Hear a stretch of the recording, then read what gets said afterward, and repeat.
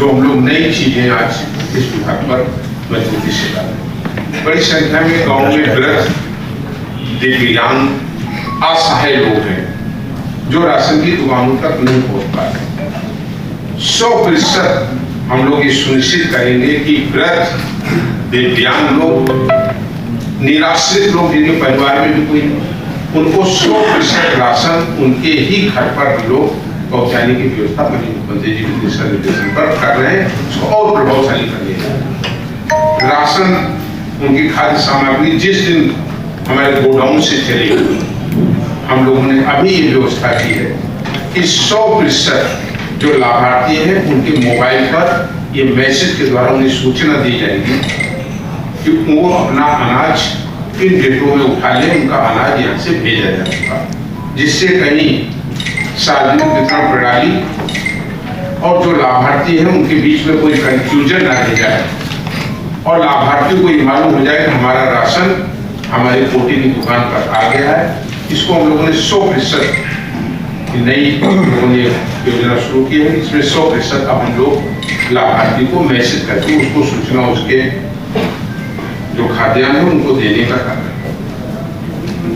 Ration की दुकानें पर्याप्त लोग कालांतर में देखते थे, कोई कोठी हुआ करती थी गाँव की गलियों में, तंग गलियों में,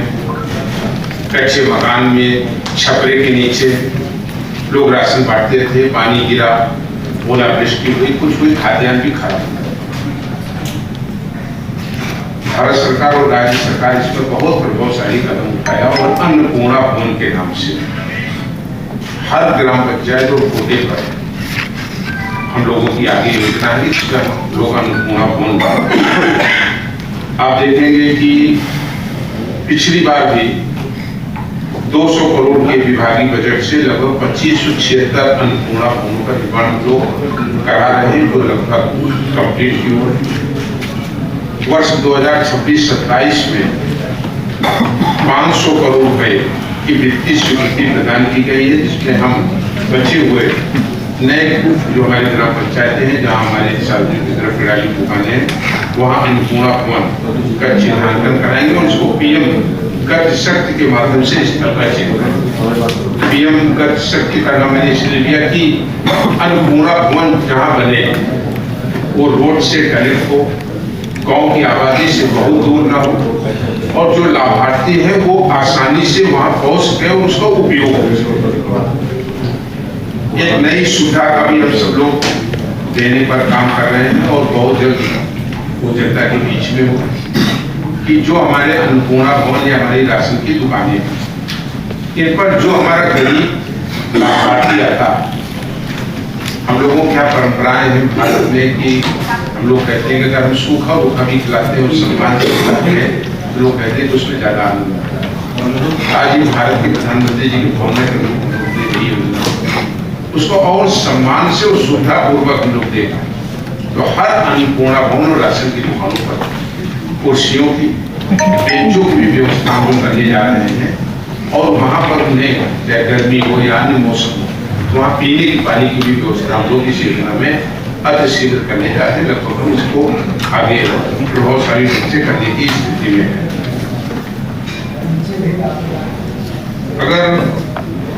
आप देखें तो एक नई पहल शुरू हुई कि जो हमारी परिवार की बेटियां जिनका विवाह हो जाता था तो वो अपने ससुराल चली जाते थे। किसी की शादी जरूरी नहीं कि राज्य में हो, पंजाब में हो सकती है, हरियाणा में हो सकती है, बंगाल में हो सकती है। ऐसी जो बेटियां हैं जिनका विवाह हो गया वो मायके से ससुराल चली, उनके कार्ड को, उनके खाद्यान्न सामग्री को उन राज्यों में स्थानांतरित करके उन्हें दिलाने पर माननीय मुख्यमंत्री जी के निर्देश में बहुत प्रभावशाली काम हुआ, जिसमें लगभग 55,910 महिलाओं को ये लाभ दिया गया और ये व्यवस्था की गई कि कोई भी अपने मायके से विवाह होकर के कहीं जाती है, किसी राज्य में जाती है, हम उनको मिलने वाली वो खाद्यान्न सामग्री उस राज्य में ही हम उनको वितरित करेंगे। हमें ये बताते हुए प्रसन्नता है भारत के प्रधानमंत्री जी और भारत सरकार की सोच,